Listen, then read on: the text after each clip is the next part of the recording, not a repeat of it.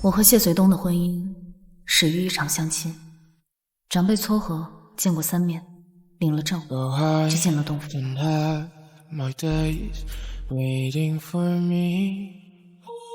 婚后，谢随东依旧绯闻不断。新婚第10天，我独自飞往哈佛。异国5年，我生下了我们的双胞胎。身为父亲，他对孩子的存在一无所知。截至今天上午8点，沙宁县遭遇100年罕见的特大暴雨灾害，降雨量突破历史极值。谢随东，目前确认你这一通接一通的电话，102人受伤，丢下老另有公出国13 5人失踪。刚回来就学会查岗了。谢随东，你听我说。听你说。徐金桥，你凭什么认为老子是个会听太太话的男人？往好了说，咱们是在冷战，再聊下去，那不成热战？挂了。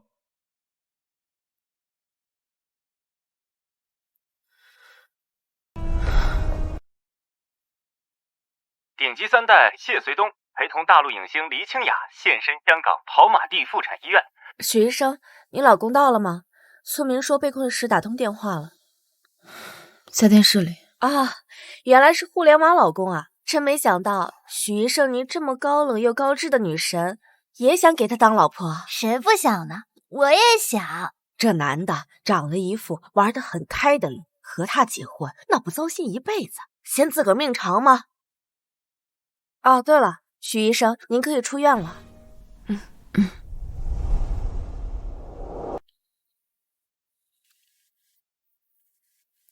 吃了吗？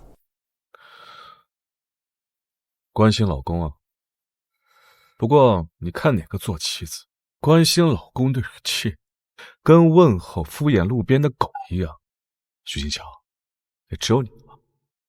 后来我才知道，没有感情基础的闪婚，是要用5年、10年，甚至一辈子来还的。5年没见，这就没话了。你说咱这日子过得有劲儿，我见过夫妻不和的，我没见过夫妻不熟的。吃饿了吗？谢随东，我去做饭。我们离婚吧。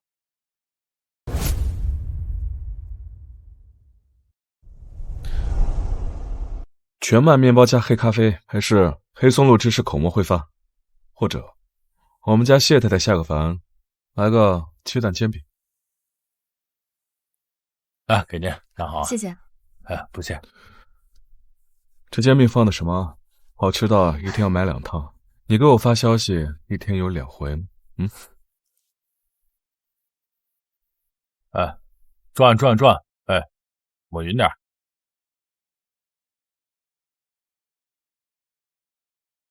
妈妈，你怎么还没有过来呀？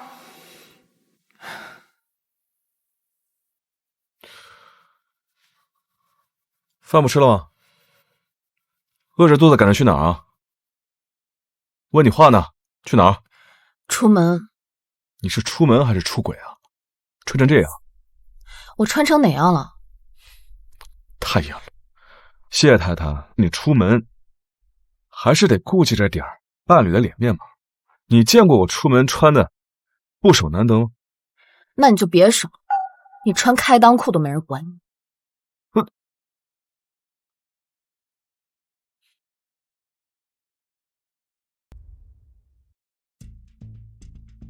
宁宁和周周来到京津上学是冒险的，就怕被孩子他爸发现。那种家庭最看重血脉了。没事儿，我每天接送孩子上下学，小心点儿。茫茫人海，哪有那么容易被发现啊？如果被发现，就把我妹上交，让她小嘴巴嘟嘟甜一点，骗爸爸的钱给大家花。好呀好呀，把爸爸的钱都拿过来花。再不把我上交，我保证3天之内气死他。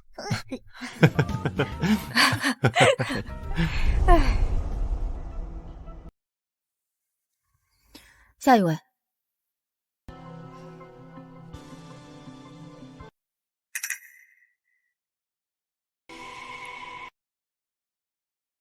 许医生，久仰大名，我们应该一直知道彼此的存在，但是一直没有机会坐下来这样面对面的聊过。如果有什么流言蜚语传到了许医生这里，还请许医生不要相信。挂号的患儿是个幌子。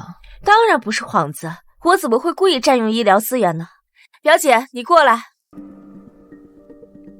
你儿子在班级里具体是什么症状？口述给许医生听一听。许医生，我来之前加过一些病友群，全国各地的家长都夸赞您认真又专业，推荐我来挂你的号。说孩子的情况。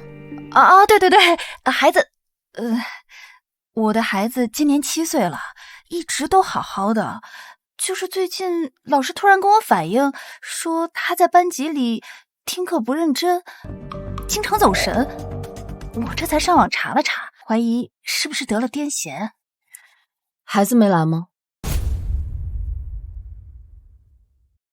没有，他上学，不能耽误课程呀。疑似发作的视频有吗？没有。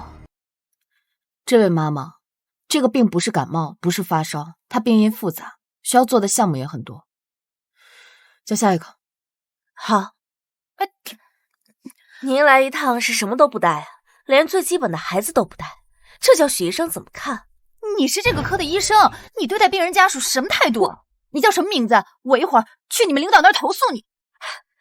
这位尊贵的儿童家属，拜托你洗耳恭听一下，外面还有一大堆孩子等着看病，下午看不完，又要在京津多住一宿，不是所有人都不差那300-500块钱。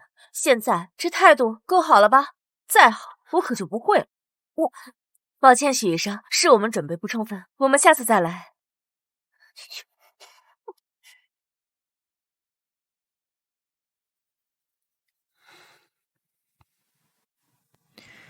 喂，金桥啊，今晚陪我跟几个老朋友吃个饭。好，这次回来，你跟隋东多培养培养感情，工作重要，家庭也很重要。知道了。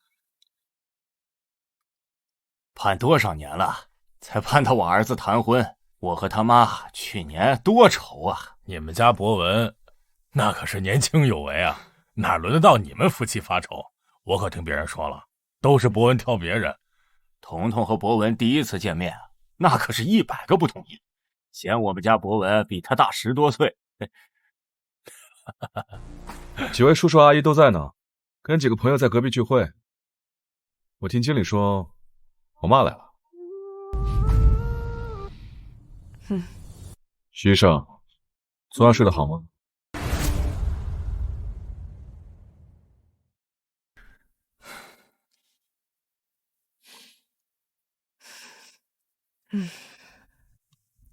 叔叔，我现在已经知道丈夫比妻子年纪大的好处了。这年轻的男人啊，狭隘又小气。现在我们年轻人都说姐弟恋，狗都不谈。许医生不是比这小娘要大2岁？哎，吃你的吧！博文啊，我记得你打小身体素质就不大好吧，跑2步都喘。不用10年，也不用20年，最多5年。人家谁能分得清彤彤找的是年长的还是年迈的啊？再锻炼了，隋东，你别介意啊。彤彤还小，他不懂事儿。还小呢，这万一我这心仪的女人在这儿，人家听了看不上我这小2岁的，老婆没了，我去哪儿找啊？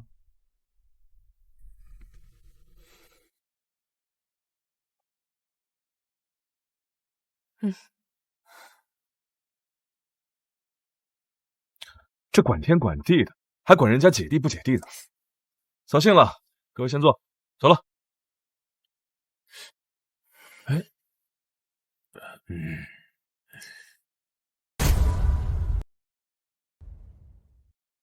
金桥，我刚刚喝了一点酒，一会儿啊就不开车了，你送我回去。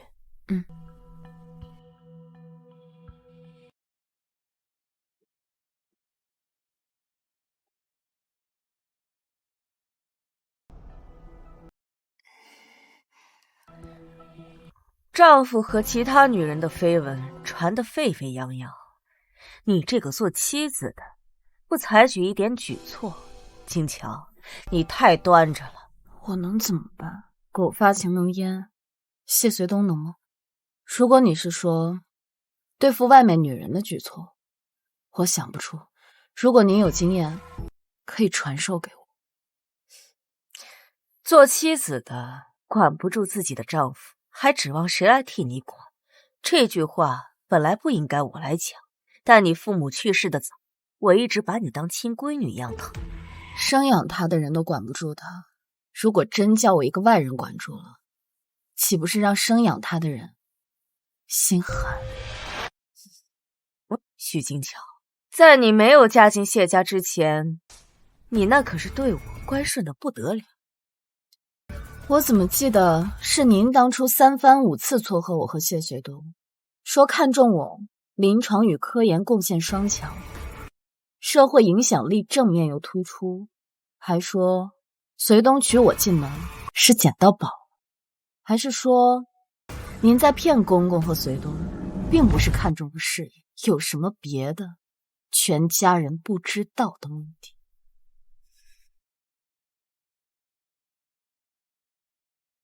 许金桥，你这是在挑拨离间全家，我怎么捂不热你？我的老天爷，您可算是回来了！我的老天哪，又怎么了？我那仙女下凡，难得一见的谢太太呢？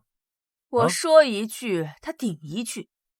你要是再不管他，他都要骑到你妈头上了。太太，您让我找的读书笔记箱子都在这里。哎呀，怎么被人打开过呀？太太，天地良心啊，我可不敢动您的东西。没事，里面也没什么值钱的东西。哟，这大晚上的在我房间干嘛呢？跟我太太开小会呢。先生，太太，你们想吃点什么宵夜？我这就去做。不用，林嫂，我不饿。不饿，回家不饿，一般就代表在外边偷吃饱过。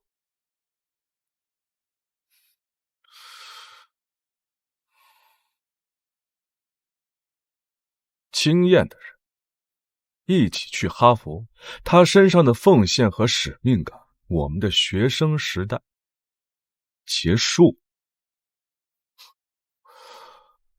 看不懂。不过术业有专攻，人家天才医学学霸之间看得懂就行了呀。我文化低，八竿子打不着，这要是硬看呢，被人嫌弃。我从来没有说过你文化低，是吗？你是没说过，但你表现出来了。下去吧。我的行为大概也没有那个意思。当然，我说这话也不是想修复我们之间的裂痕。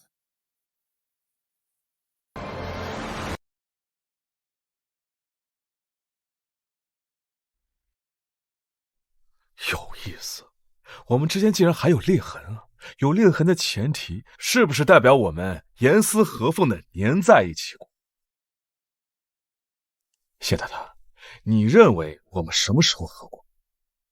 亲过嘴算合过，还是说钻过被窝算合呀？你摸着，跟哪个男人心意相合过的良心给老公讲讲。皱眉这一下，又在觉得我学历低，说话粗鲁了是吧？没有。有啊，没办法，谁让你老公我浑身敏感点，敏感的要命。敏感就吃点氯雷他定，一片不够吃一盒。还有，你就当我嫌弃你文化低好。你看，果然。没事，男子无才便是德。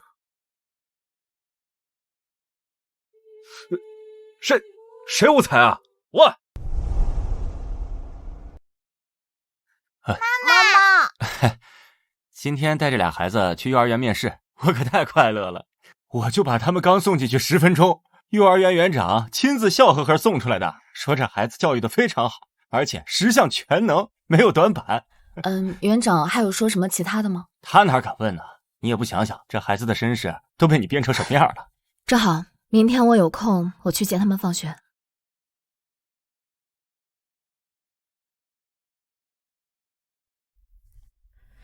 周周、宁宁，你们两个要不看一会儿别的？不要，这个比较好玩。妈妈，你不觉得解数学题也是在玩游戏吗？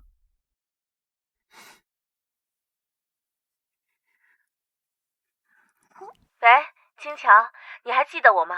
我是徐熙，李象征的老婆。当然记得。上个星期我和象征的孩子满月，想邀请你们夫妻俩过来家里做客，看看孩子，沾沾喜气，你看方便吗？我尽量。妈妈，那你去吧，我和妹妹在车上等你。那我先送你们回家，来得及。不用，还是直接去吧。就是。你们是想见见他？妈妈，我想要见他真人一眼。会对自己的爸爸产生好奇，这是一件很正常的事。妈妈希望你们知道，妈妈不会阻止你们，只不过要小心一点。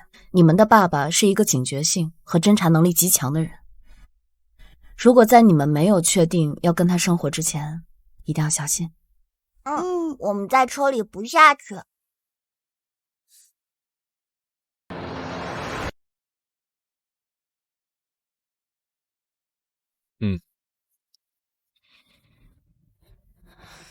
抱抱孩子吧。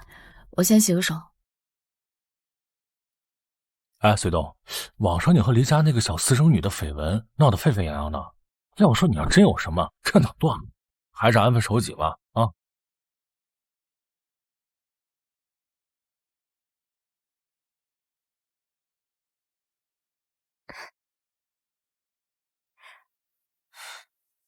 许医生，你抱孩子的手法好标准，比我抱的都好。我们家月儿嫂抱的跟你抱的姿势简直一模一样。真的吗？可能我有当妈妈的天赋吧。看到了吧，这许医生身上充满了母亲的光辉，抱孩子抱得那么熟练。你呢，干点正事儿，该往哪方面努力就往哪方面努力。你们以前那么好，别冷战，夫妻之间冷战影响感情。等晚上他睡着了，爬进他被窝里，抱紧就好了。要不趁今天这个机会把事说开，打铁得趁热。可我不是一个会打铁的铁匠。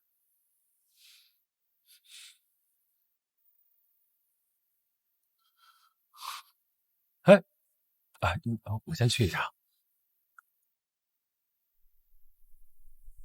隋东，这夫妻哪有隔夜仇啊？听一句劝，一起回家。这夫妻之间开什么两辆车？你不给媳妇开车，给谁开车？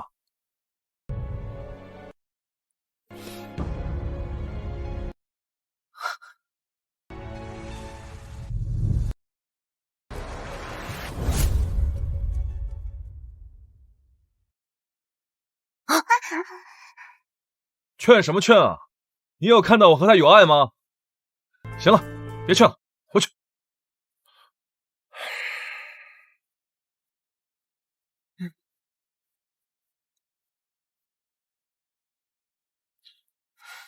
许金桥，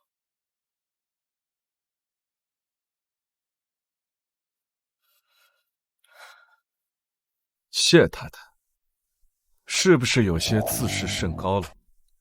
这一开始追你，那是家里被迫，在一起后来才知道，可能是我缺什么，要补什么。你的优异成绩和学历滤镜，其实啊，娶回家过上一段日子，也就知道学霸本身是很无趣的。学历滤镜这个东西啊，消失的比我们想象中的还要快。你们一同去哈佛刚走，我就发现比婚外更好玩的东西。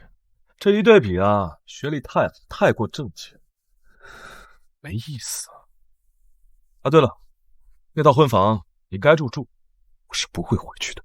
我对你早就没了兴趣。哦，对了，不瞒你说，我的谢太太，我为什么不回家？我怕你睡我。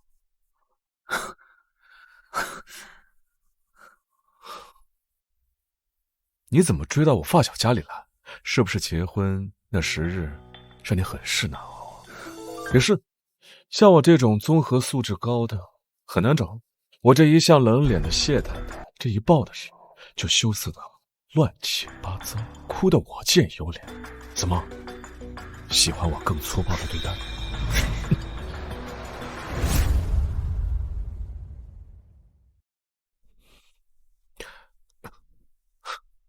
怎么，我说错了，同学、护士、药袋，跟你思维高度一致是你同学，那真是太可惜了。一个比一个说气，你那帮同学里挑个最健壮的出来，跟我掰个手腕。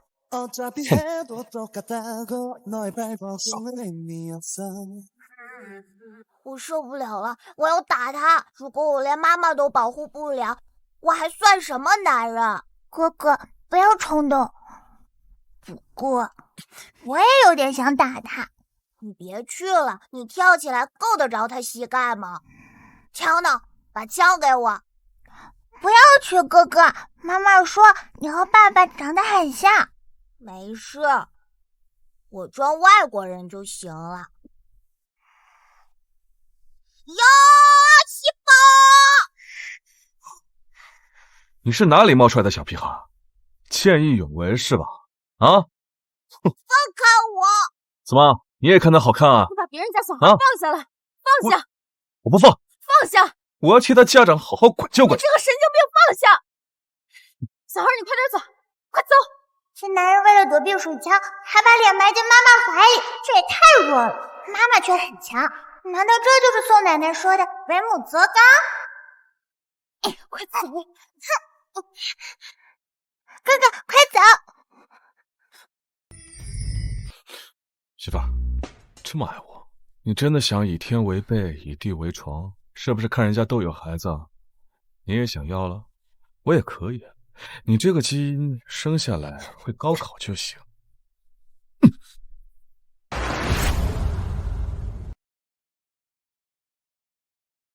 有必要吗？谢随东，你就不能好好说话？怕夏家建议啊？那他建议得完吗？谢随东，我不想跟你吵架。话不投机，我们也没什么可说的。走了，我们离婚吧。我说我们离婚。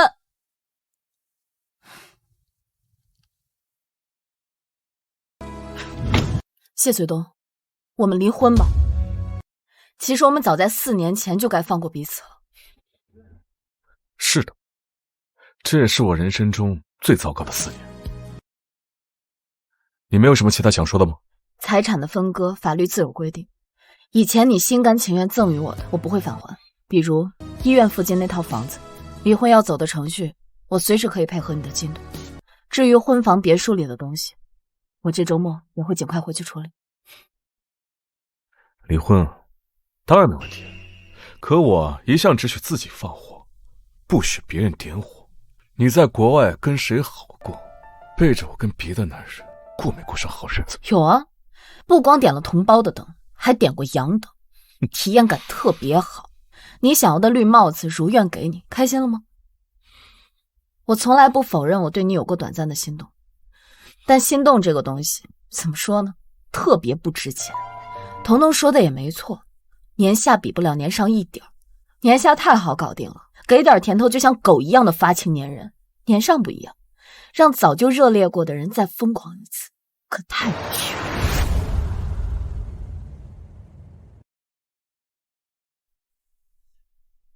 不是说不在乎，不在乎怎么还这么多话？离婚的程序我处理好了，会尽快通知你。哦，对了，回头啊，别在长辈面前这样跟我长篇大论的吵，我怕他们听到会来一句“还能吵，说明日子还能过”。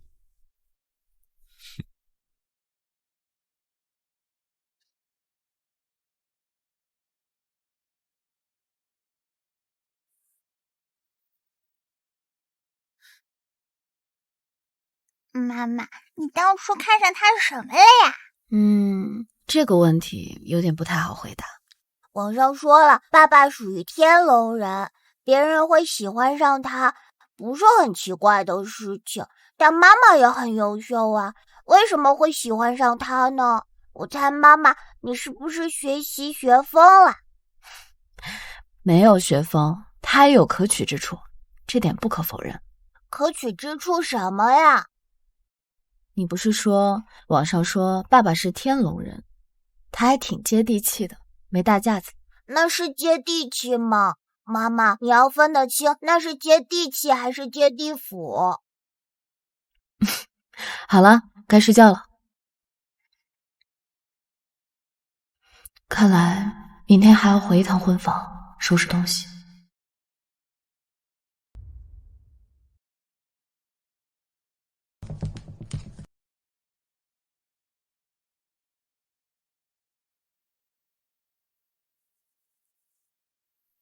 来啦，大爷，她一个一清二白的女医生，您怕她干嘛？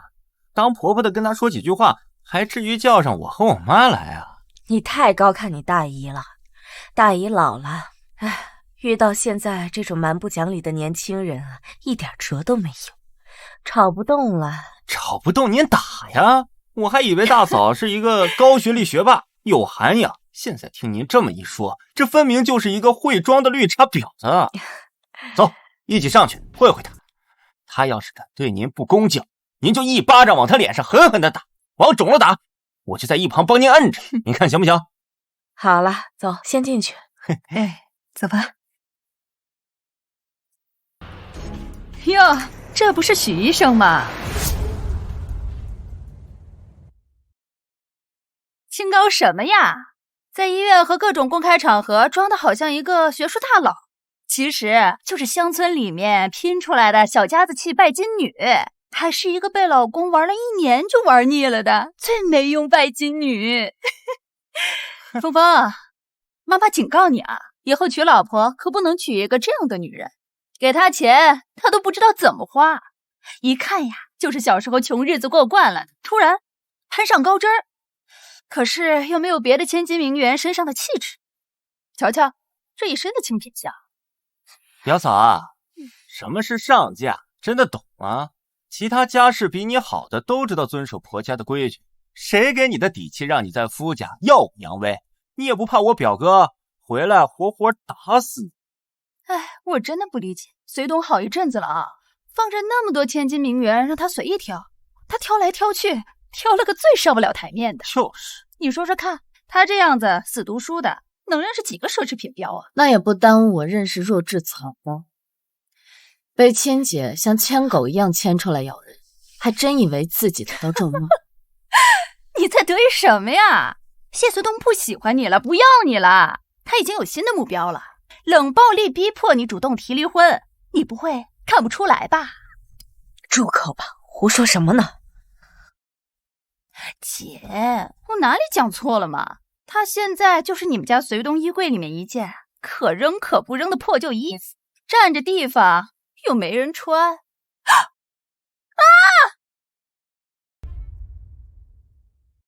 这是什么家庭养出来的女儿啊？把内裤晒在丈夫家的院子里，知不知道这样会给丈夫带来厄运的？金乔，这就是你的不懂事。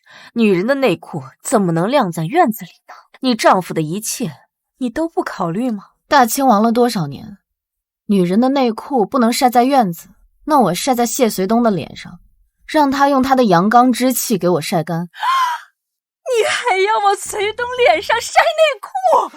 你这张嘴真的该找人来给你撕烂！表嫂，我听说你父母都死绝了，背后可没有人作为背景，为什么这么不识时务呢？高学历并不能当饭吃啊！没听过一句话吗？1本2本不如我们彭谢两家的户口本。我从小就学历低，那你知道我现在在哪里当领导吗？在哪里啊？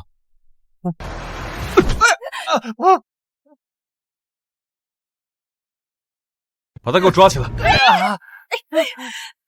表哥，怎么了？我哪里做错了？你说，我改还不行吗？隋东，峰峰可是你的亲表弟，他骂那个孤儿几句，你生的是什么气呀？你们全家有一个给我能拿出高中毕业证的来吗？你们全家都是关着门偷偷拿4肢走路的是吧？啊！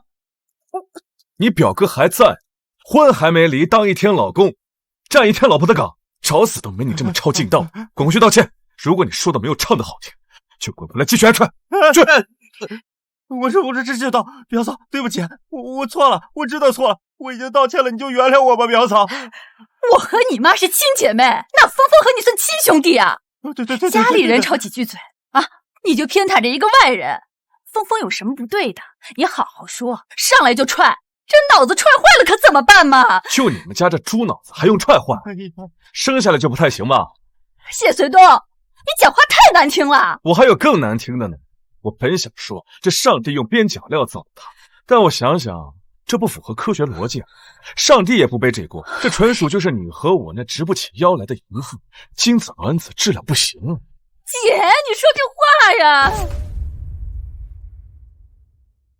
金巧，刚才随东的小姨有一句话骂你骂错了，图书好怎么可能没用？你看你这个脑子有谁比得过？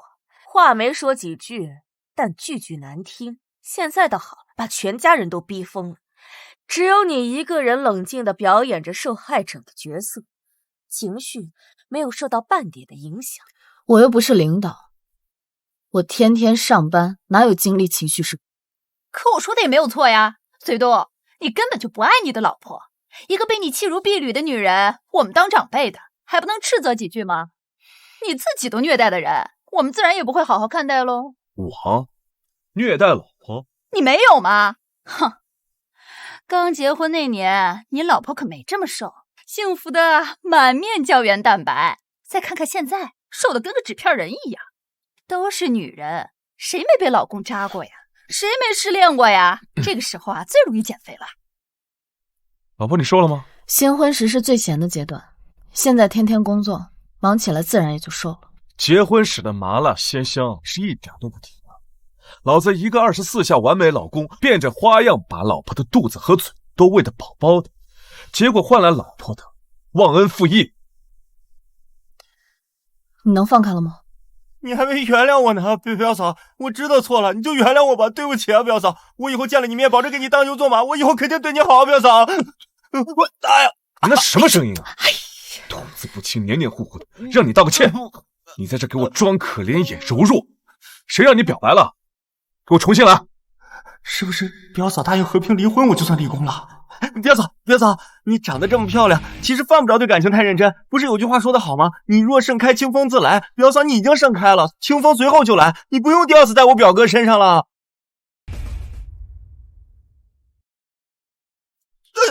我指望你这张嘴能说出什么好话来？去，把他给我放到外边，想好了再进来。啊！松手，你干嘛？随东，你真的叫妈妈非常失望。你的所作所为，对不对得起孝心二字？别说是一个你不爱了的女人，就算是你爱她如初，那也得分清谁近谁远。一个女人而已，她们都只能是你人生中最低级的一种欲望，你不能投入太多。什么叫低级欲望？妈，你也是女人，这欲望不分高级低级。这人本来就是动物，仁义礼智孝那是排后面的东西。行了，站着干什么？进去吧。这么多天过去了，离婚协议你让你律师看得怎么样？我的谢太太是着急拿到离婚证，再跟别人顺理成章。怎么还沉默了呢？我谢随东当了婊子就不立牌坊，就比如我现在看见谢太太就有了动物的本能，这没什么可羞耻不的。那割了吧。我们非要这样吗？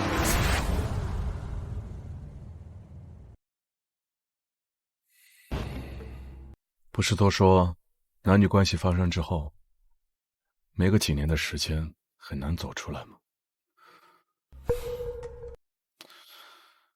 我们大汗淋漓，意乱情迷，不是随时可以卷土重来吗？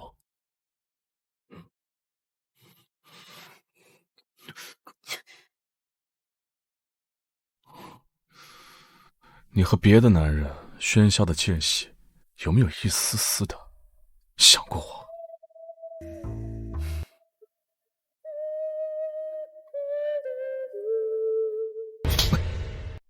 你是下体控制脑干了吧？装什么生气？你是狗吗？见人就舔。嫂子，东狗，把他给我安全的送回家。哎，好。嫂子，嫂子，东哥让我送你回家，应该是担心彭家那俩没长脑子的一大一小找你麻烦。不用。嫂子，能不能给东哥一次机会？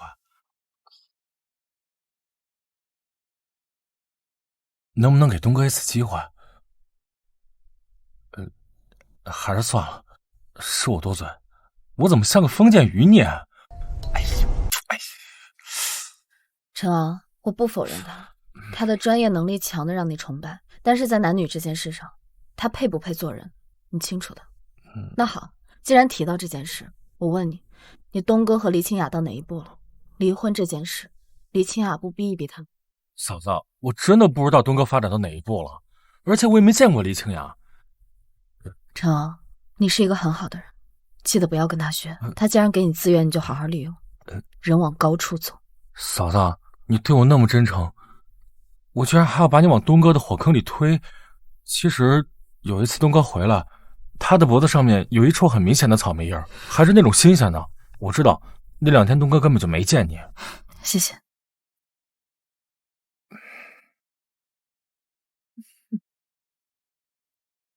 宝贝孙媳妇儿啊，楠楠，你和穗东怎么回事啊？是不是吵架啦？昨晚赖在我们这儿不走啦？我跟你爷爷真受不了他，人狗殊途，不能住一个屋檐下太久的。他给我念叨的，他没地儿睡，说是被媳妇儿啊冷暴力了，被赶出来了。给他找个绳挂树上得了。您看，撺掇自己老公上吊，这对吗？啊，爷爷奶奶，你们照顾好身体，听医生的话，我先上班了。哎，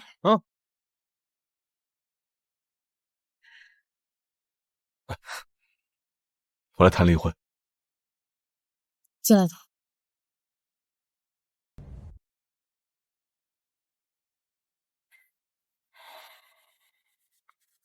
坐下谈。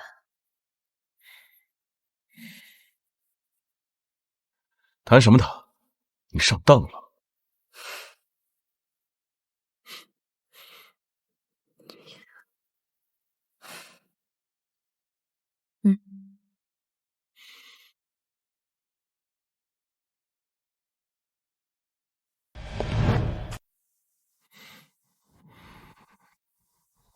洗这么香干嘛？勾引我？我意志力薄弱，太太用这种眼神看我，我心都酥了，浑身过了一股电流似的。怎么还用这种眼神电我？加大电量，看看能不能电死你。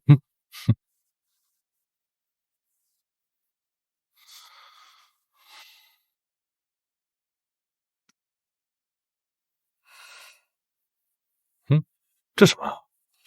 擦脸的。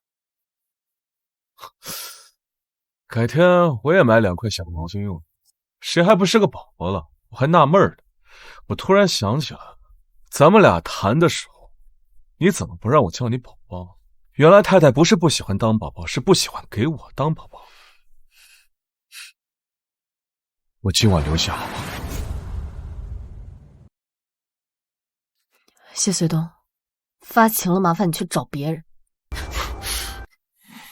我不是说了，我爱谢太太，爱得死去活来。我想回头了。哼，回头？回你的大头还是回你的小头？我不知道，谢太太对我身体比较了解。你说我回来找你干什么？往哪儿走？说实在的，谢太太，你说你离开了我，你上哪儿找这么好的老公啊？男人嘛，关了灯都一样，体验感好不就行了？再说了，4舍5入，我们也算老夫老妻了，拍拍屁股都知道对方想的是什么啊！谢随东，你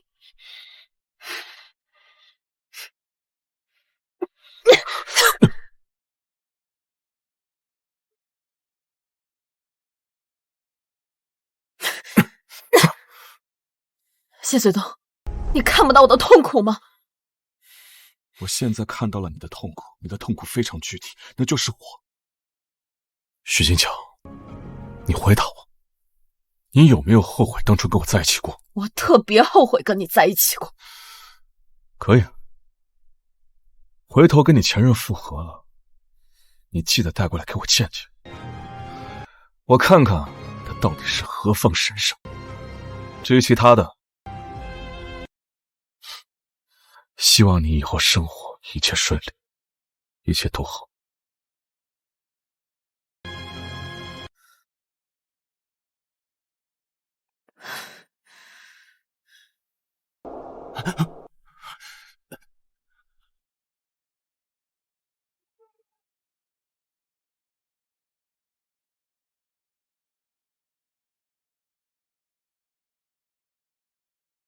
哎，兄弟，你这是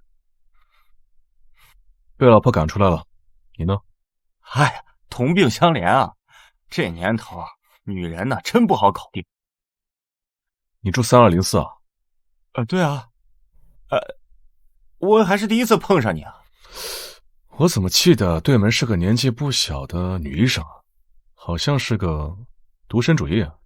独身还能独一辈子吗？丁克多少后来要孩子的。其实说句公道话，全看后来遇没遇到对的人吧。也是。对了，谈女医生的体验感如何？黏不黏你啊？平时回你消息快吗？黏啊，非常的黏人。女医生也没有传说中的那么忙，是吧？老忙的就是不爱对方嘛。我这个呢，急诊的嘛，救护车上都会给我发张风景照。这还是他年纪大，要是年纪20几岁的时候，那不知道要多粘人啊。哎呀，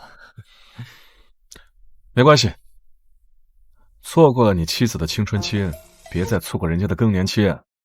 啊，我走了啊。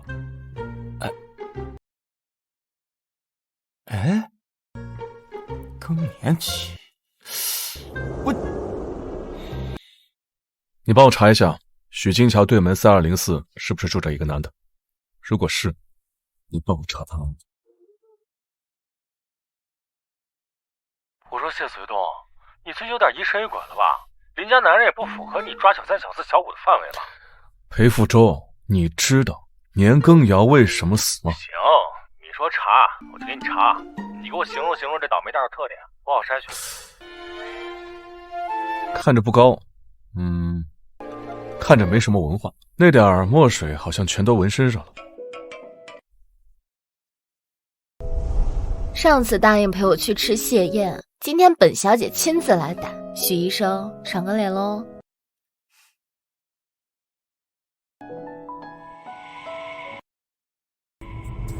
我突然不想吃螃蟹了，要不换一家？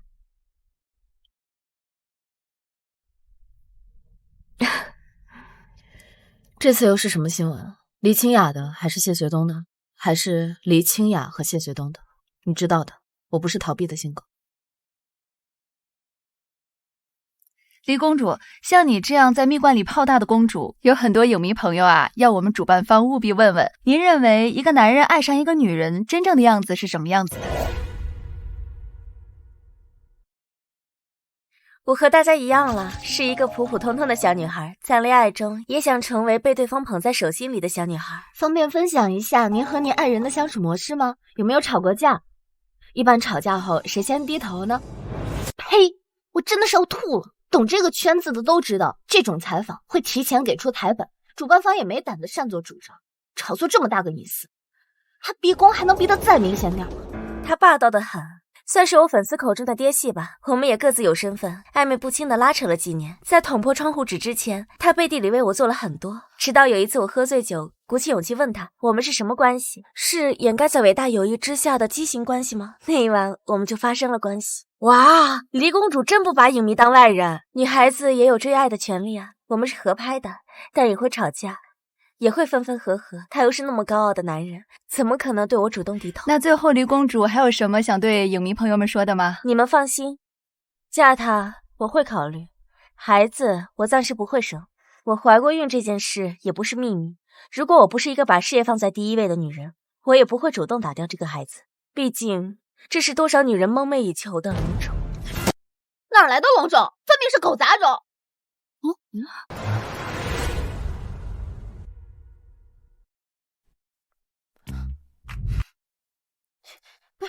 你说这李家是什么家风？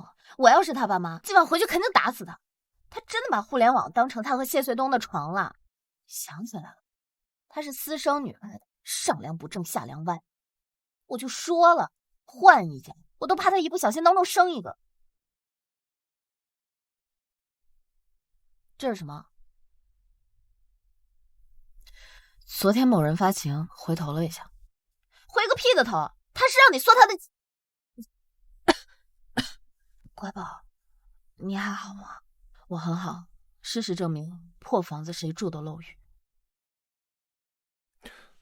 哎，黎清雅那个公开谈爱人的采访，你知道吗？他公开谈恋人、爱人、仇人，跟我有什么关系啊？哎呀，是跟你没关系，但在你那个谢太太那儿，在普罗大众的眼里，那疑似的爱人就是你。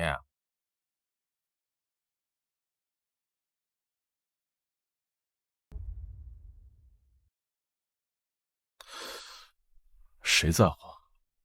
到底谁在乎？徐东，我认真的啊，你很在乎你媳妇，你别不承认。我要是你，我就坐下来，好好的跟她谈一谈，而不是像现在这样闹得谁都不愉快。不在乎？我有什么资格在乎？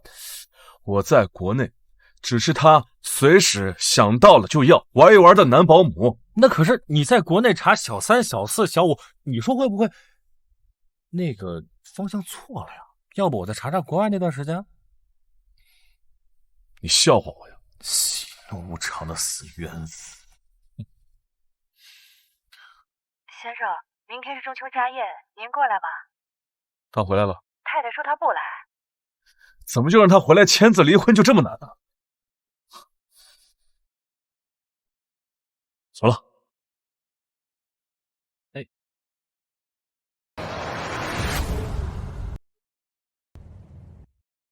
桔梗是太太喜欢的，玫瑰是老夫人喜欢的。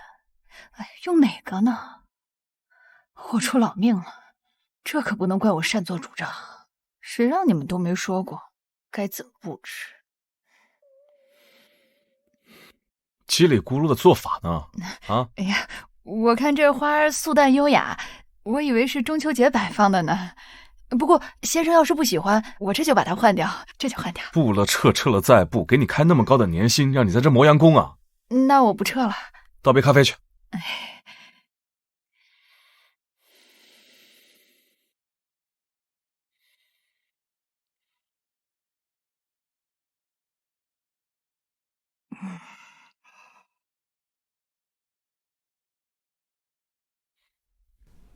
我来签字。还记得吗？新婚后的第一个中秋家宴，这是我第一次送你这种品种的花。是吗？摊个牌吧。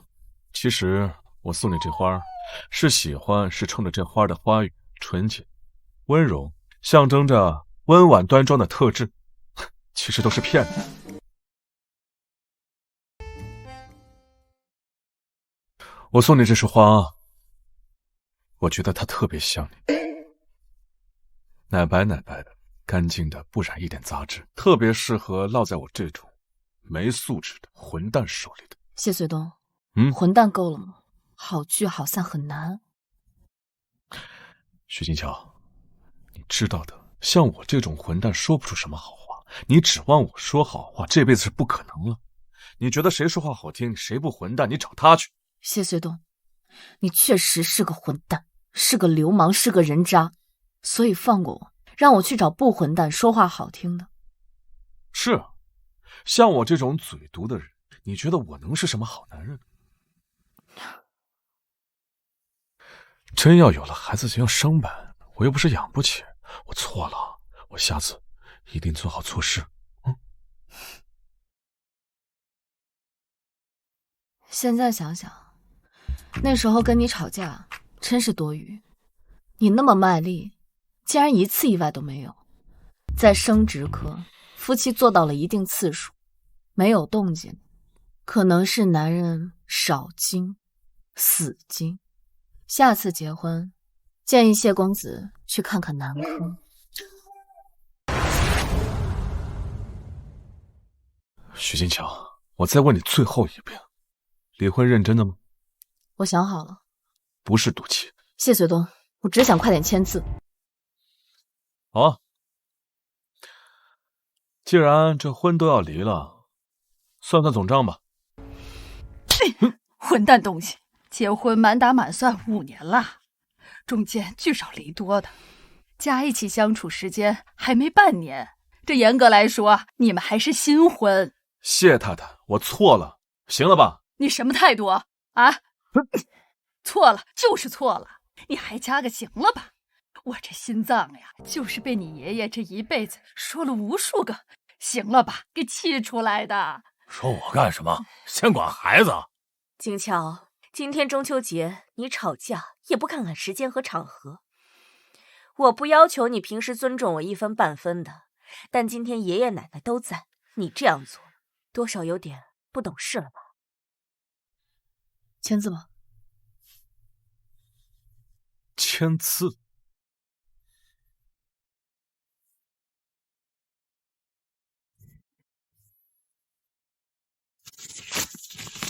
哇哦，我可真是个大混蛋！这问题出在哪儿了？哦，可能是出在谢家祖坟上。喂，等等，老夫人，老夫人，您这是怎么了？老大，快去给奶奶拿药。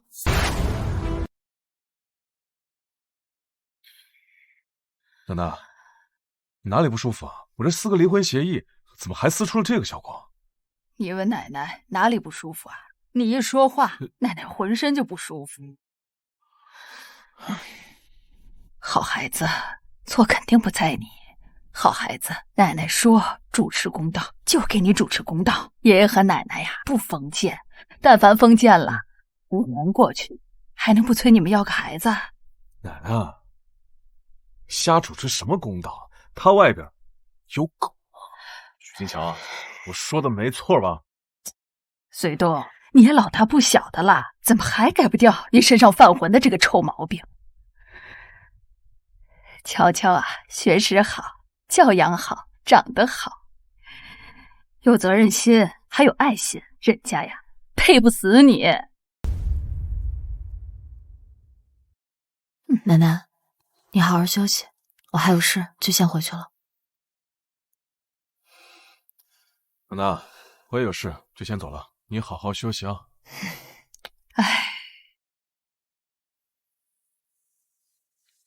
这大过节的这么有空？我哪天没空？也是。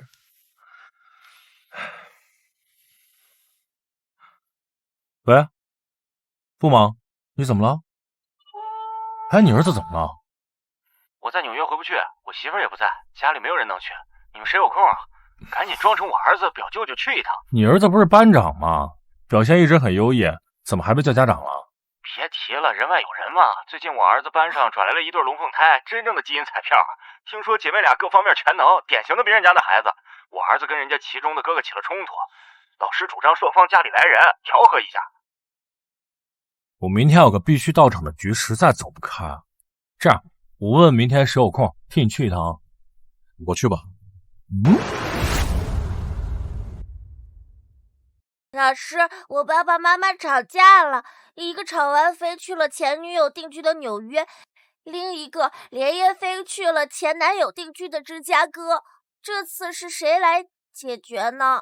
你爸爸说是你一个表舅过来。可以。段旭的表舅来了。你好，老师。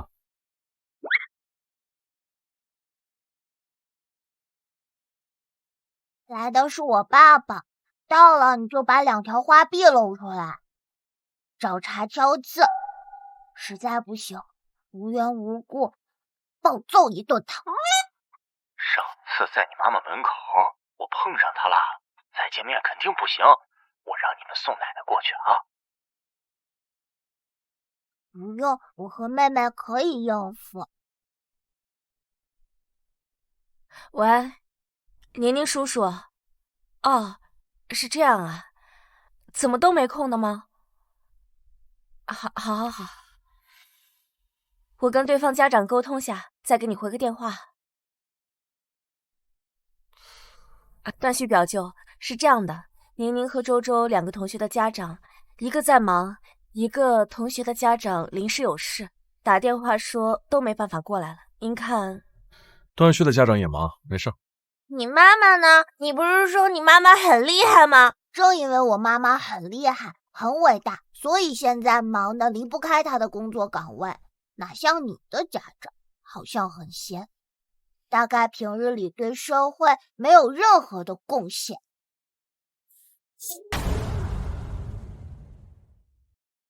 我表舅可厉害了，学历也高，就算他不是一个985，那肯定也是个211。可是你这个表舅的气质，看上去顶多像坐过211路公交车的。妈妈忙，那你们的爸爸呢？死了。今天头七还魂，我又见到他了。冤有头，债有主，谁的事找谁。我的妈妈很伟大，很忙，我爸爸又死得罪有应得，我和妹妹自生自灭，没有什么办法。段旭，别人家长不在，算了，咱走吧。老师先走了啊。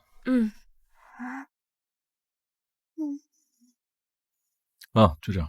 对，有受伤，不属于肢体摩擦，可以定性为人格上的摩擦。那旭旭给人家道歉了？道歉？不是产生了摩擦啊？但是你儿子单方面的被人摩擦。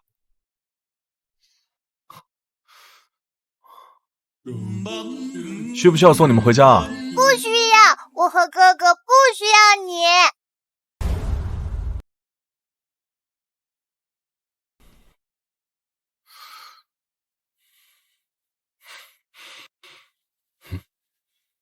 又改密码。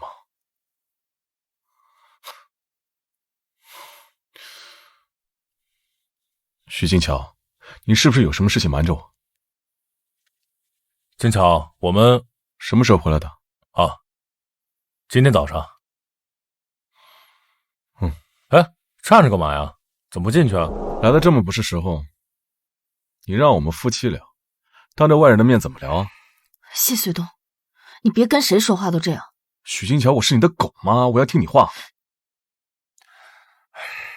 你非要这么说话吗？那你也不反省反省，我为什么要这么说话？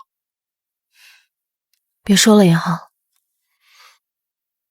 你需要冷静一下，走吧，我下去送你。不用，大哥。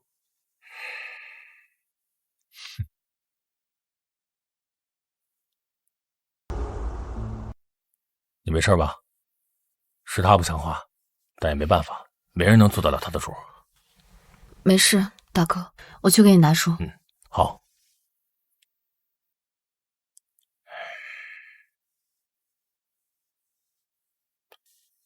慢走啊，大哥。好，谢谢啊。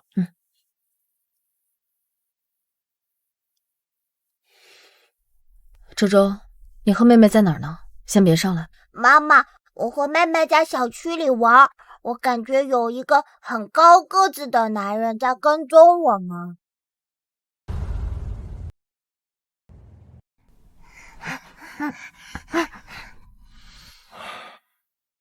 你说，我有没有可能已经有孩子了，而且还是儿女双全啊？你说一说，一个女人会在什么样的情况下会给男人生孩子？东哥，那这情况可太多了。全球范围的话，有的代孕给生。谁让你说全球范围？说我们国家男女之间正常的生孩子，别整那些没用的。东哥，那正常情况下，家里长辈逼得急，有的就要了孩子，那有的呢，大城市里相亲的，包括婚姻也有。但是自由恋爱因为爱而生孩子的更多吧？那如果是我和许金桥呢？哑巴了。东哥，你们都要离婚了，哪来的孩子呢？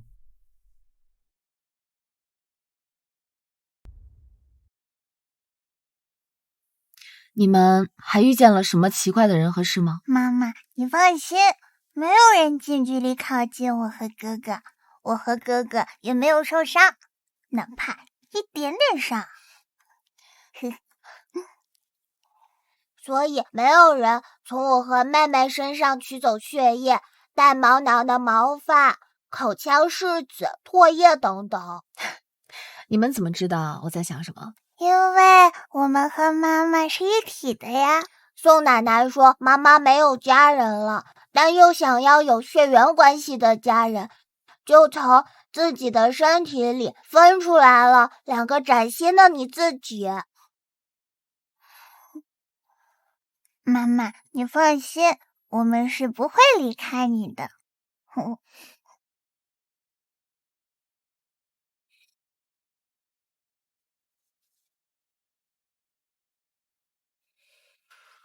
明天来婚房，现在离婚。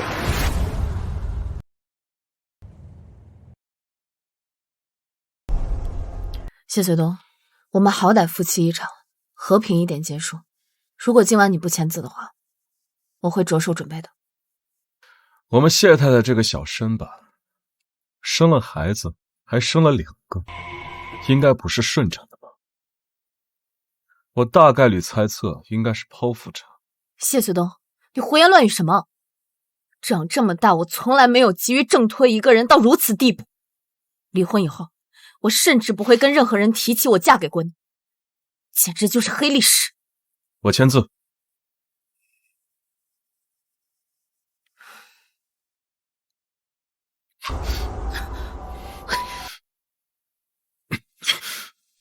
你怎么那么好骗啊？许金桥，你的黑历史，心肝当然也是黑的。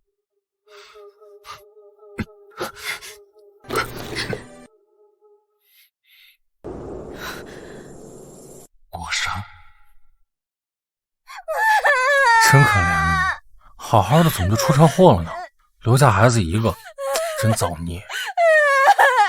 谢随东，不久后的某天，我会让你的爸爸妈妈给我的爸爸妈妈一命抵一命。你会不会为了你的家人抢走孩子，再不着痕迹的弄死我？我不干什么。放开我！不放开我，谢随东！不行，我怕你跑了，我好不容易把你骗过来的。如果我再让你跑，我以后该用什么办法把你骗过来？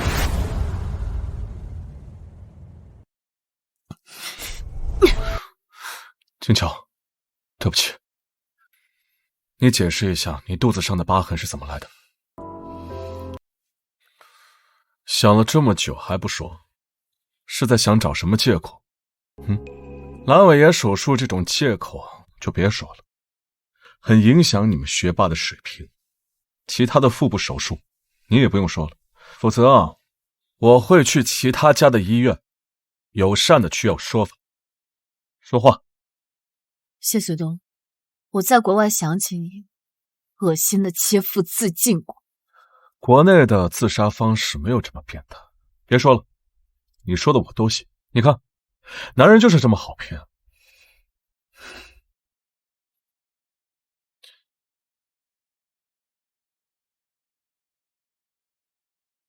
老师，我来接段旭放学，顺便把这2个孩子送回去。啊？老师，我们不跟陌生人走。别让妈妈担心，我们3个聊一聊。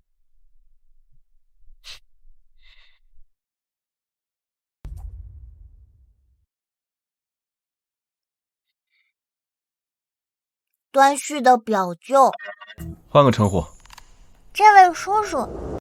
你们该叫爸爸。虽然我知道你们叫不出，我能理解。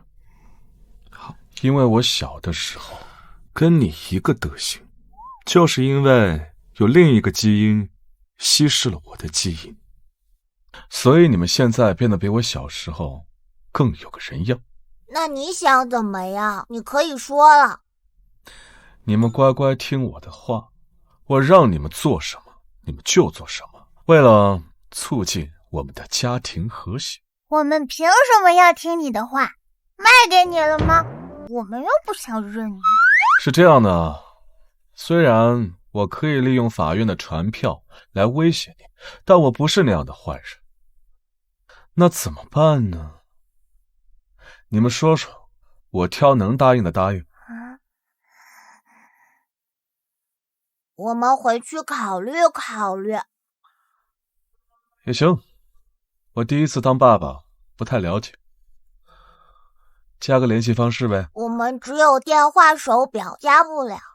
我之前没有孩子，不知道有电话手表，那我可上网查了。如果我查出来你们是骗我的话，奖励法院传票1张。加还不行吗？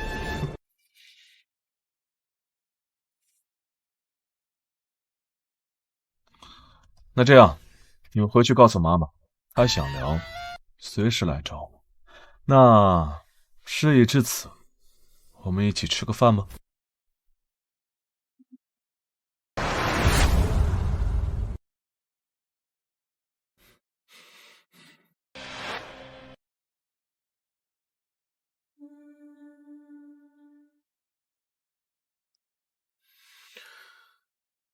许金桥，一个晚上加一个白天，你慢悠悠的根本不找我是吧？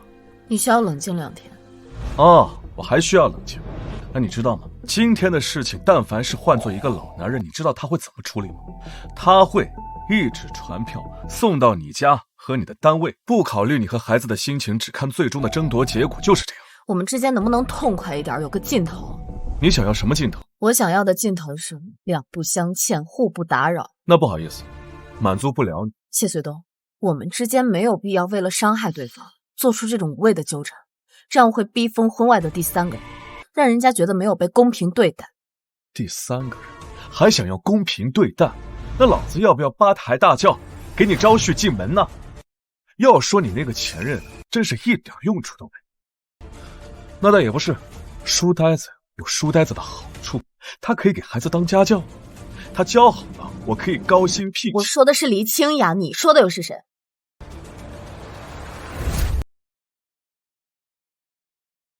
谢延航从小到大多么正直善良，你比谁都了解。我没有外遇，也没有第3者，你有。我只是想跟你离婚，怎么就这么难？是啊，为什么这么难？不过我也没有，你少往我身上泼脏水。晶晶找不出第2个老子这样为你守身如玉的男人。你陪黎清雅去香港跑马地的妇产医院，难道是去给黎清雅她家的狗接生的？不管你信不信，我和那私生女一点关系都没有。谢随东，那这还真是薛定谔的第3者。成，把黎家那个私生女给我找到。行，我这就去。我实在是不知道哪里得罪了金乔姐，让她在东哥面前那样说我，我下的心现在都还在跳。好了，别哭了，这么大的眼睛，哭肿了可就不漂亮了。一会儿等随东回来，我问他具体怎么回事，他就算脾气再差，还能凶你一个女孩子吗？2个孩子的事情我一直都没管，其实我也知道，随东哪怕离婚了，丫丫也够不着谢家的门第。只是年初的时候去寺院，那位老师傅见了雅雅，说她齿相难得，是旺家兴业的福气。哎呀，这个孩子呀，一直就念着这段缘分。哟，什么齿相这么金贵？那师傅有没有算算他这张脸，经不经得起1巴掌？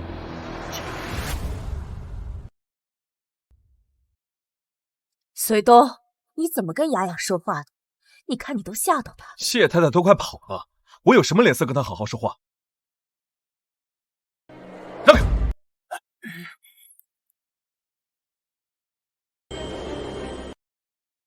随东，是不是有什么误会啊？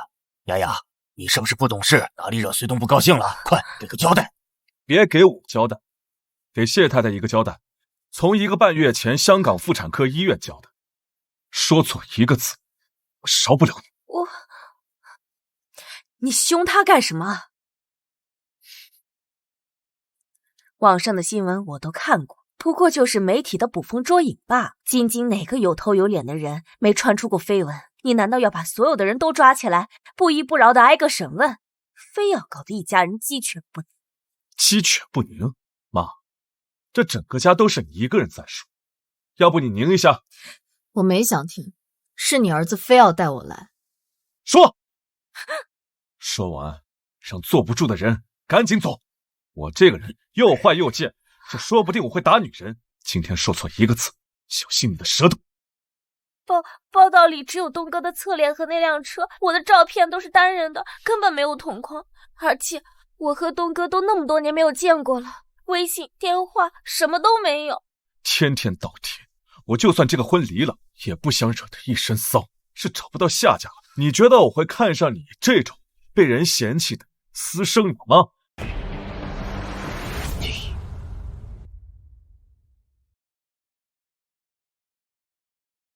李小姐，这是我梳理的时间线，从43天前香港跑马地开始，到最近一次，如有遗漏，希望你亲自补充。东香港那次我真的不是故意的，我哪敢啊！但是我说句实话，我不知道是不是我的经纪公司从中推波助澜，我自己也从来没有关注过自己的娱乐新闻。香港的金牌律师团队都是吃素的，你让他们查，从酒店深夜买醉开始，一个人都跑不掉。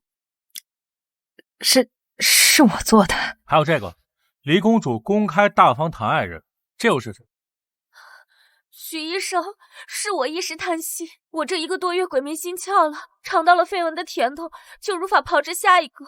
我知道对你的婚姻造成了很大的困扰，但是我真的知道错了。许医生，我的日子也很难过，同阶层的名媛千金圈我又挤不进去，不同阶层的人又不能给我带来什么实际利益，大家都很精明。许医生，你也是从最底层慢慢拼上来的，从某种意义上来说，我们的处境很相似，不是吗？你应该很懂我的艰难啊。我的处境并不艰难，太子太女的父母一句话就能让我从哪儿来回哪儿去，只不过我是个知足的农民，还能回去老实种地。处理干净。是。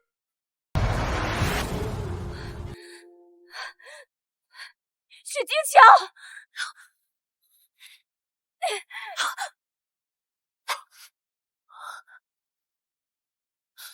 疼了没？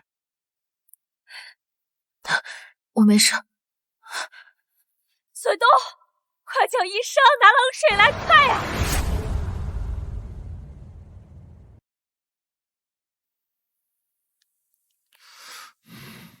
记得按时换药啊，不能用力。没事，我就先走了啊。我开不了车，陈昂要善后，你给我当司机，回你和孩子那儿。我这伤是为你受的啊，顺便让我去608见见孩子，不过分吧？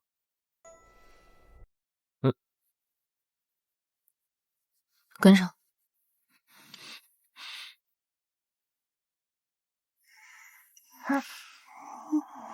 啊，爸爸抱。医生说你不能用力。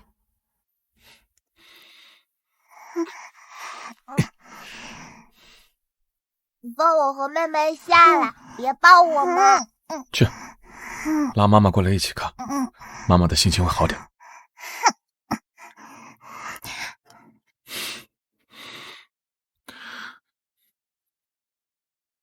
你破产了，跑到我们家里来当男保姆，我们不需要你。嘘，没有看到爸爸和妈妈的关系正在好转，妈妈已经让我进门了。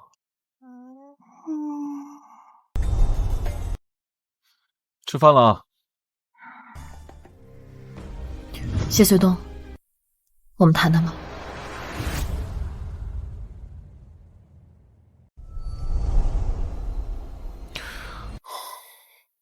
老婆，对不起。对不起就和我离婚吧。徐金桥，你知道吗？你当初跟我提离婚协议的时候，说真的，我当时真的快气疯了。或许我们可不可以回到从前？你不爱我也行，你爱谁都行，但只要继续在一起，我不会再跟你吵，也不会再跟你闹，我也不会再说刺激你的话。你让我往东，我不会往西。我们不合适，怎么都不合适。如果离婚后你不知道那些痛苦孤独的日子该怎么过，可以来找我，我有经验，我可以告诉你怎么做。我对你不差吧？我可以让你在国内过得舒舒服服，你想要什么我都可以给你，只要你要，只要我有。不是许金桥，你是一个活的人吗？你有心吗？当初在一起的是你先勾引我的，你先撩的我不是有你想要的东西吗？如果真的是这样，你大可以继续。谢随东，我的心死在了沙宁县暴雨那天，我给你打电话想把宁宁、周周托付给你的那天，或许早就死在了我们冷战的那几年。只不过交代遗嘱那天，我又重新死了一次。截至今天下午2点，沙宁县遭遇了100年罕见的特大暴雨灾害，降雨量突破历史极值。目前确认47人死亡，102人受伤，613人失踪，这是沙宁县有记录以来最严重的一次自然灾害。立刻启动最高级别应急响应。许金桥当时在那102伤之内，当时我在干什么？我挂了他的电话。你想要离婚，可以。不过我有个条件。什么条件？离婚不离家。我听陈昂说，是这个时代的相处模式。我怎么可能同意？孩子不缺人照顾，接送上下学和辅导作业都不需要人。我需要孩子。一般夫妻离婚，如果在感情破裂的时候有我的条件，没道理不跟你争夺抚养权。我会给你们支付巨额的财产，京津的门面一条街一条街的送。离婚之后，我会尽快安排孩子落户，孩子跟你姓。我答应你，只要有我在的一天，谢家就不会有人跟你争抢孩子。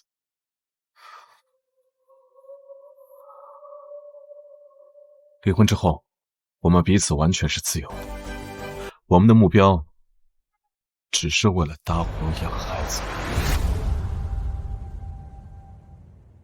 恋爱方面，你谈你的，我谈我的，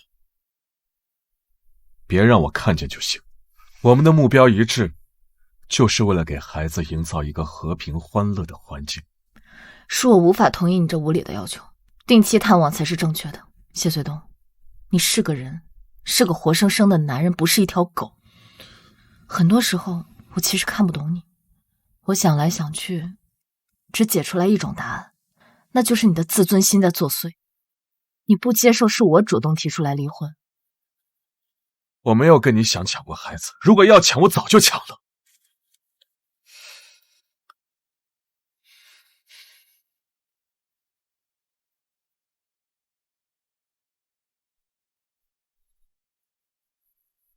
最快1个星期，法院调解那天，陈安会通知你。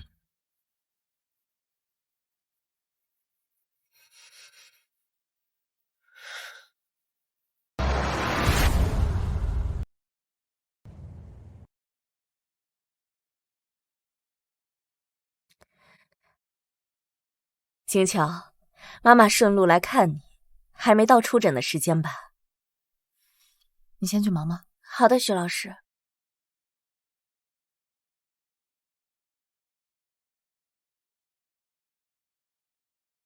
这是在暗网上的一个买凶杀人网站，目标代号乔，性别女，地址京津。干爸干妈是被雇主加码10万美元，定制了死法以及死亡日期，对方是谁不得而知。我在回国的途中。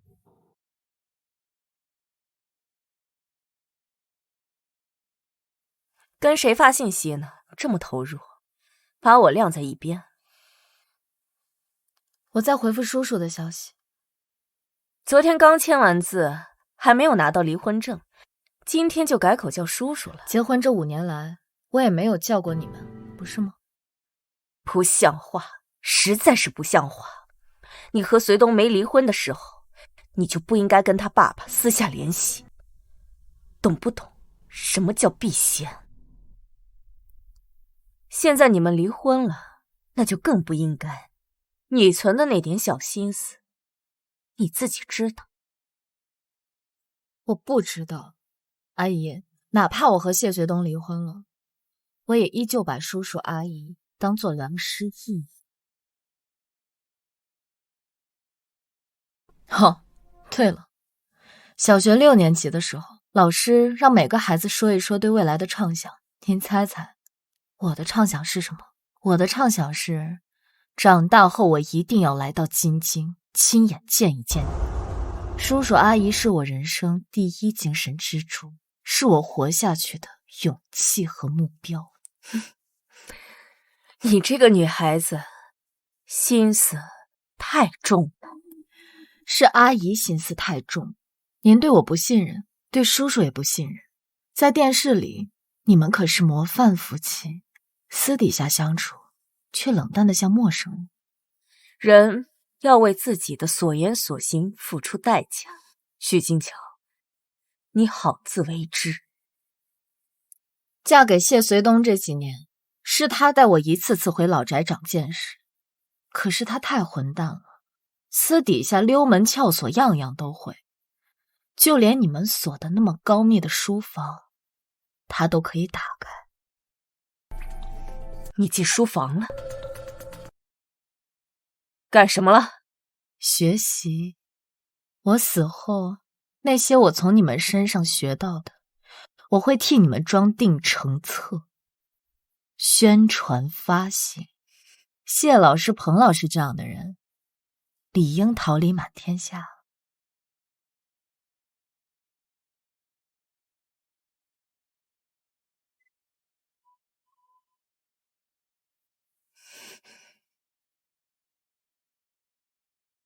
你现在立刻马上把许金桥所有的网络账号封禁，所有。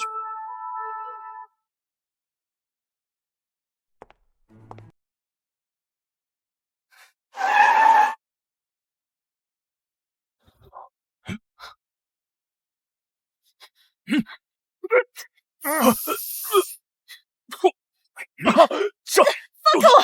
放开我！老实点！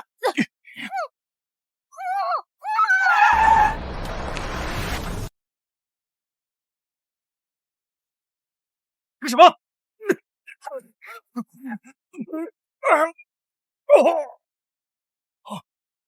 怎么样？有没有被伤到？我没事。你怎么？金桥，我落地进京了。我没事，谢谢你。那这件事就麻烦你处理了。许金桥，你去哪儿？你知不知道现在外面很危险？我送你去。不用了，谢先生还是处理好你自己的家事吧。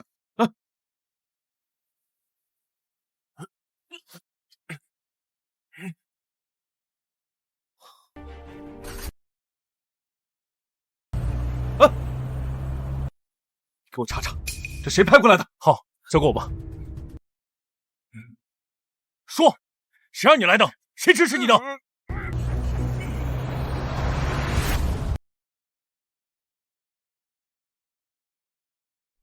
好久不见，拥抱一下。谢子东，你老婆抱着别的男人，我吃瓜笑出声来，你可别打我啊！干什么？哎呀，这一路呀，我算是大概看明白你俩怎么回事了。你现在冲上去了，我倒不怕你咬那男的一口，我就怕你突然舔你老婆一口。哎，忍忍吧，那不合适啊。你告诉我怎么办？哎，这男的刚抱完你老婆，就把衣服脱了披上去了。机长他们家开的，还不走？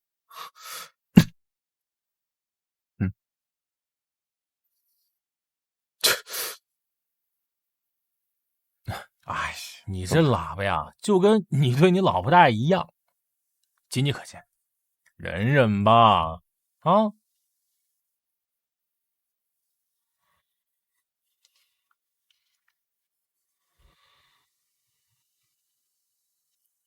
哎，这附近哪有厕所呀？你要不先上去，密码7855533。啊。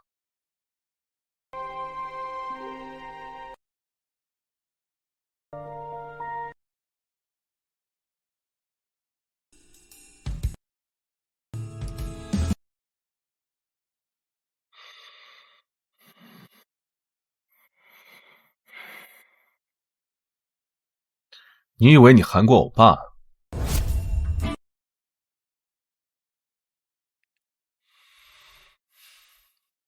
来一根。真没素质。这人呐，他到了一定的年纪，就爱打扮自己。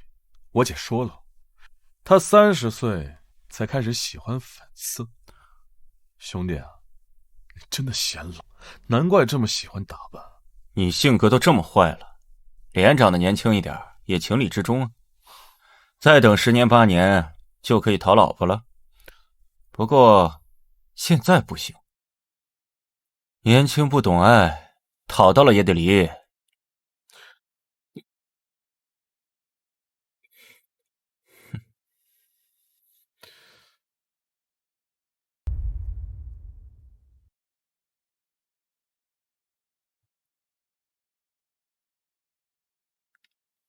年年、周周，你们知道涮火锅的锅放哪儿了吗？不就在厨房的柜子里吗？妈妈没找到啊。上次有人给家里做了大扫除，全部清洗整理，消毒了一遍。可是他放哪里了？他走的时候空手走的吗？他那么有钱，不至于偷我们家锅吧？妹妹，你出去问问他，把锅放哪里了？你怎么不去？我拉不下脸，你萌嘟嘟的，脸拉不拉下来都好看，没区别。我们一起去。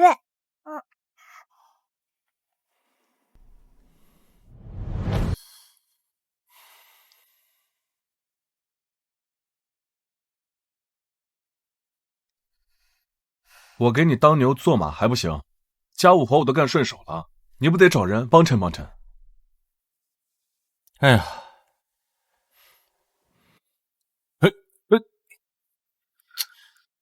你故意的是吧？还是说你不会干家务活？不好意思啊，不是故意的，我只是不太干得习惯这种家务活吧。给我，谢随栋，你不用做这些。那谁来做？你给那些人做，我看见了就不行。你站在什么位置管我行不行？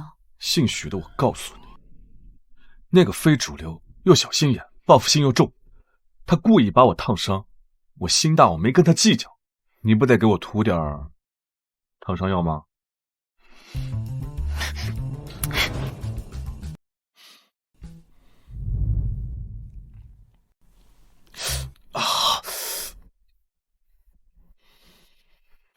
不是我的手背和大腿都烫成这样了，你都不去骂他2句吗？你是幼儿园的小孩吗？幼儿园老师哪有你这种偏心眼的？以你的身手，他根本就烫不到你，枪林弹雨都打不到你，你装什么？行，那我去把他脑袋拧下来。他要是死了，也是他自找的。我不想在孩子面前吵吵闹闹，搞得家里鸡飞狗跳的。等过几天拿到了证，我们这种接触也不会再有，断了就是断了。你以后想看孩子，我会回避。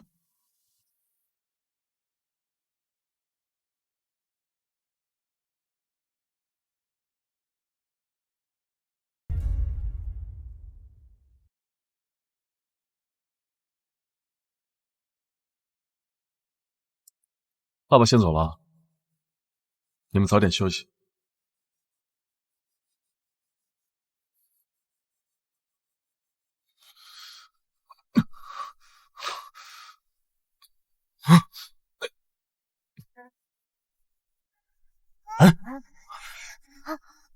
喂，你怎么了？爸爸，你别死啊！爸爸！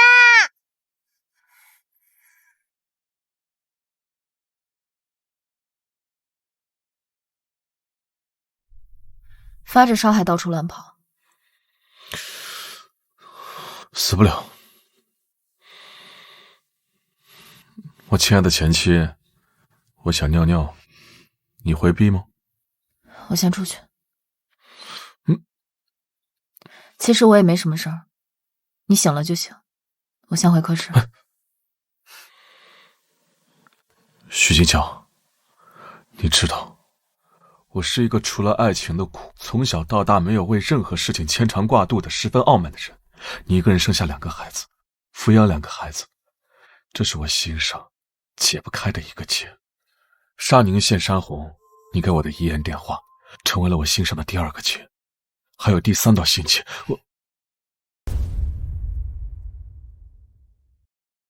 其实2个人相处没有牙齿不咬舌头的时候，这些结的产生源自于我们之间存在误会，我们都选择了不沟通不处理。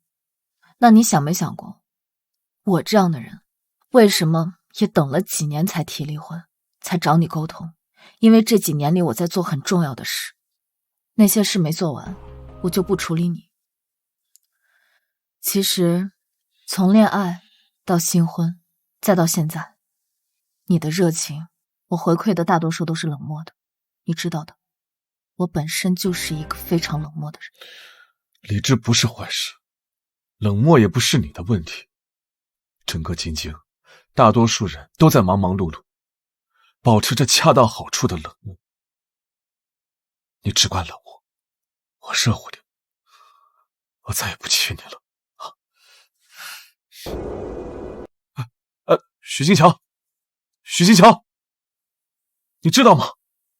我们之间仿佛有一堵墙，我看不到墙对面，你也不给我介绍介绍。不过这不是问题，哪怕这是一堵镶嵌满了玻璃渣子的南墙，我谢随东这辈子也决定撞死在你这里了。你很快就不会这么想。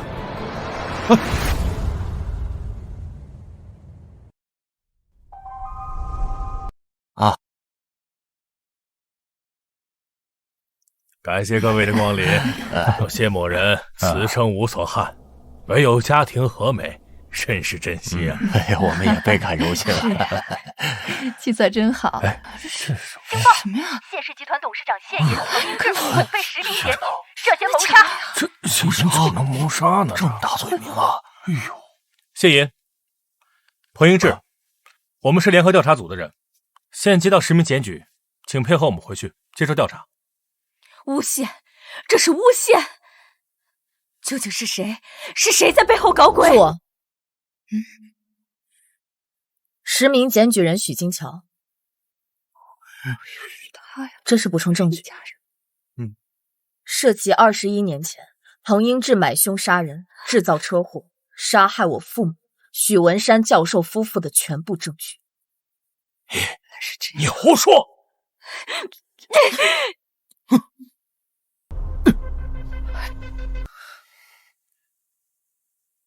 许金桥，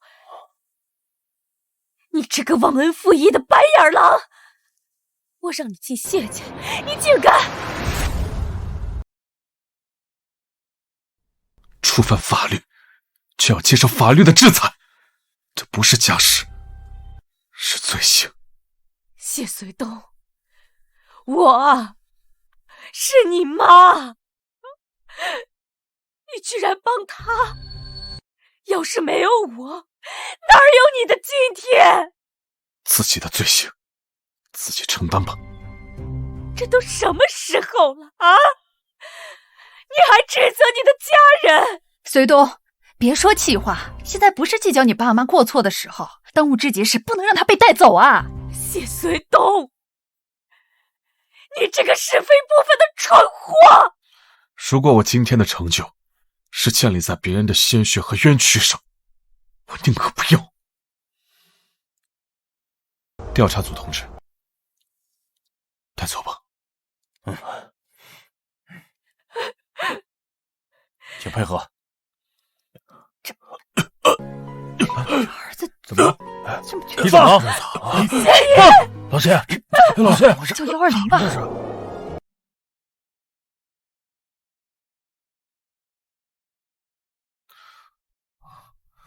谢先生，我们尽力了。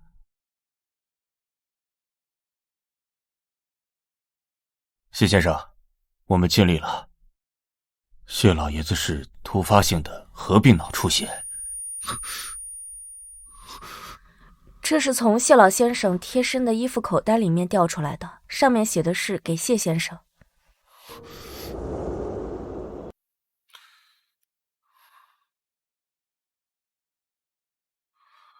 随东，爸糊涂了一辈子，对不起你，更对不起金乔和他父母。我隐约察觉你妈不对，却自欺欺人。我名下的股份和所有个人财产一立遗嘱，全部留给你和金乔，做一点微不足道的补偿。别学爸，要珍惜眼前人。替我跟金乔说声对不起。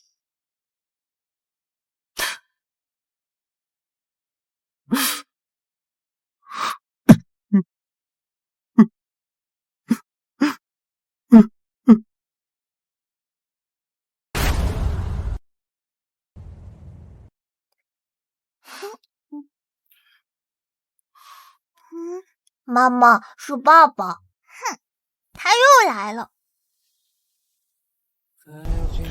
金乔，你有事吗？集团的事情都已经处理干净了，该承担的责任，该切断的事情都已经处理好了。我母亲会得到应有的惩罚。我父亲的遗愿是成立基金会，留给宁宁和周周。如果你不反对，那是他们，我无权反对。我今天来不是以一个谢总的身份，我只是谢随东，一个曾经很混蛋，现在想努力成为一个好男人，一个想重新追求你，追求我们家的男人。宁宁，周周，我知道我没有资格让你们叫我爸爸。过去这4年，我错过了太多，但我可以学，可以重新陪你们搭积木，重新学习绘本，可以给我一个机会，一个考察期，可以随时开除的那种。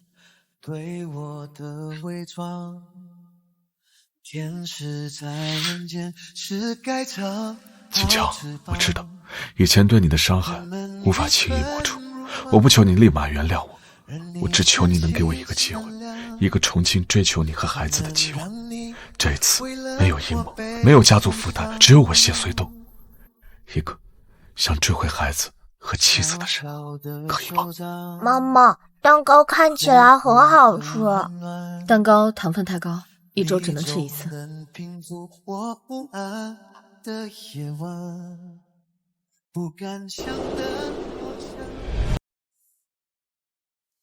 还愣着干嘛？上楼。